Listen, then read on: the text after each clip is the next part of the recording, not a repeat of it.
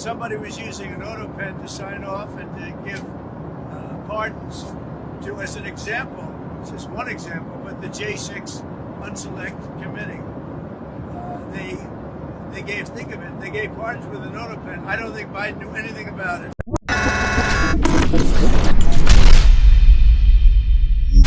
So Trump is making headlines again, and this time he's saying Biden's pardons are invalid because they were signed using an Autopen instead of his actual hand. We're really arguing over how a signature was made. Hold up, wait a minute, something ain't right. Now let's break this down logically because, as usual, the media is either hyping this up or completely ignoring the legal facts. First, what is an Autopen? It's literally a machine that replicates a person's signature. Presidents have been using this thing for decades because, let's be real, no president is sitting around signing thousands of documents manually. They got people for that. Obama used it, Bush used it, Trump himself probably used it as well. But now because Biden used it to sign pardons, suddenly it's an issue. Let's get to the real question. Does Trump actually have a case here? His argument is Biden didn't physically sign these pardons, so they don't count. But here's the problem. Nowhere in the Constitution does it say a president has to personally sign anything. The only thing that matters is that the president authorizes the action. Whether he uses a pen, an Autopen, a typewriter, or signs it telepathically. If he approves it, it's valid. And guess what? We already have legal precedent on this. Back in 2005, the Justice Department ruled that a president can legally use an Autopen to sign official documents. Not just any documents, laws, executive orders, pardons, whatever. The ruling was made because, let's be honest, the government moves slow and presidents don't have time to sign everything personally. Now, if Trump had proof that Biden didn't even know these pardons were happening, then that's a different story. But so far, there's no evidence of that.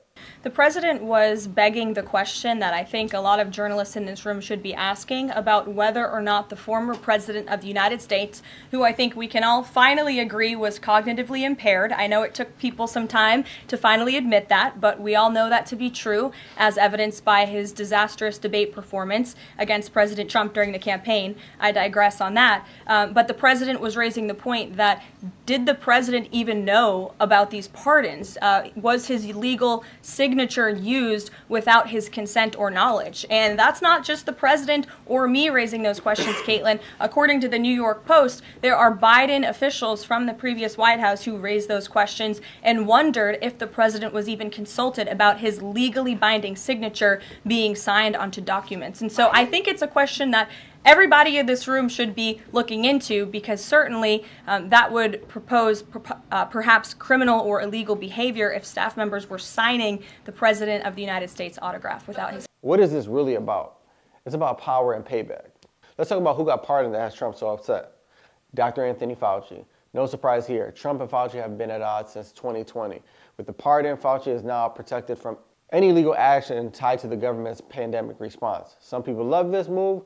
Others feel like it's a way to shield him from accountability. General Mark Milley, former chairman of the Joint Chief of Staff, this is the guy who reportedly took extra steps to make sure Trump couldn't launch military action in his final days in office.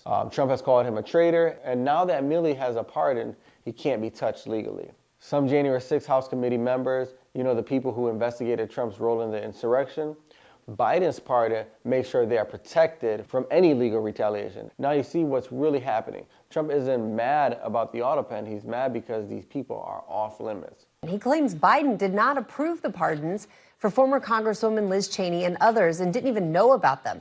Trump says the committee members will now be subject to an investigation at the highest level. But here's where it gets tricky. Can Trump actually undo these pardons? The short answer is not likely.